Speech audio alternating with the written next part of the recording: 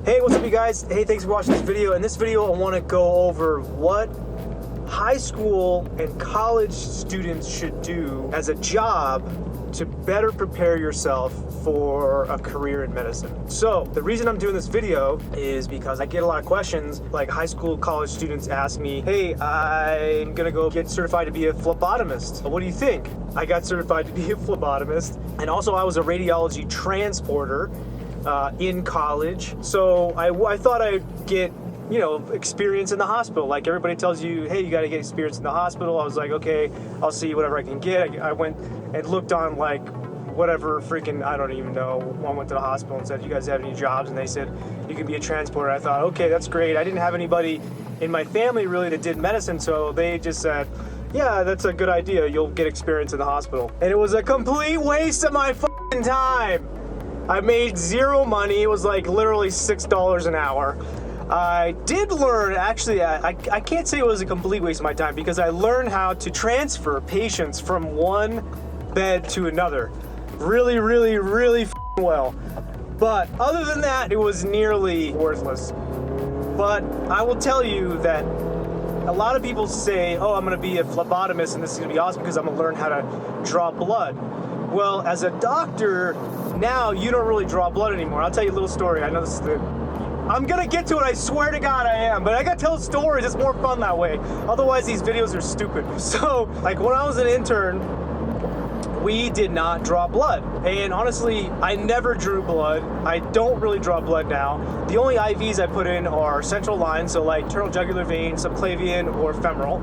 Okay, arterial lines sometimes, and that's about it. Like some other catheters, dialysis catheters and shit like that. So we only do the big ones, right? Honestly, I'm not very good at drawing blood or starting an IV like in a peripheral vein, like the antecubital fossa or the antecubital vein or like a dorsal hand vein or something like that. Nurses are awesome at doing that shit because they do it all the time. So here's the deal. If you're going to be a doctor, it's really not that great experience for you. I mean, you're in the hospital and you're like sort of talking to people about medical stuff, but really not extensive. You kind of just talk to the patients mostly. You don't do a lot of stuff with doctors. You kind of, you know, pack around your little stuff, your supplies for the IV and the tubes and all that stuff. And so you may learn a few things like that, but you don't talk to doctors. This is very important. Like I've said before, if you want to do something or be somebody or go somewhere or be successful at something, you need people around you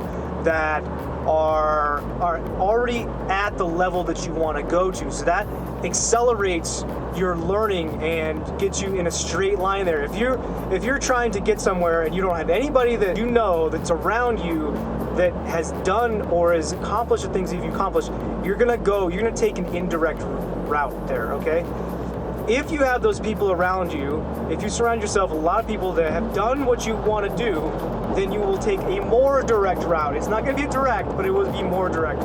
And so the one thing that I think is probably the best thing to do in the hospital, besides being a nurse, okay, if you go to college and you become a nurse and you want to become a doctor, that's fine too, but that's a little bit more indirect, right? Like you're doing some extra work, because most nurses have to go back and take some prereqs and then go to med school. They can't just like be a nurse and then apply to med school, get in and stuff like that. So I know a few nurses have done it, and from a few of my friends. Actually, one of my good friends, who is actually now a general surgeon, trauma surgeon at Cleveland Clinic, she did that. So the job that you need to do if you're a high school or a college student is a medical scribe. And you know what you want to do? You want to be a medical scribe in the ER, okay? You want to be in a busy emergency department where you're a medical scribe because you're around doctors all the time. You'll get used to the language because you'll have to type that stuff. You'll have to understand you'll have to know how to spell all the medical stuff. In order to spell that stuff, you'll be like, hey, what is this? So you start looking things up, you'll understand things, you'll be able to speak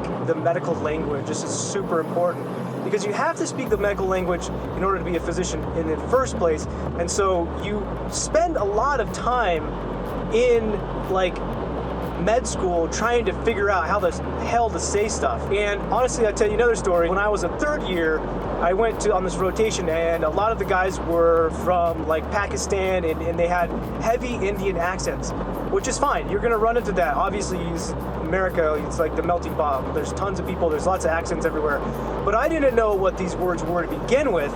And then they started asking me questions with an accent, with these words that I didn't know. And then the things that I did know, they thought I was an idiot because they'd ask me a question, I'd be like, I have no idea what you're talking about. But it was the combination of I was new to the words and also their accent, and I had no idea. And I did they're like barely passed me in internal medicine because they thought I was a complete moron. But meanwhile, I wasn't a moron. I just didn't understand very much. And so that will give you a big leg up. The other thing is that you can ask these people, you get to know them, you get to be friends with emergency physicians, obviously other doctors that come in the ER, you start to know them. And I became friends with a lot of scribes as well. And then you can have conversations with them and say, hey, this is what I'm doing, and this is what I think I should do, and they'll be like, no, don't do this, just like what I'm doing for you guys on the videos. So you'll have another mentor, and that's really helpful. And you can ask them, what's the best way to do stuff? How did you screw it up? And all this stuff. And so that is absolutely the most beneficial job you can get as a high school or college student is a medical scribe in a busy emergency department. You are going to thank me for that one. That is a f***ing gold mine right there.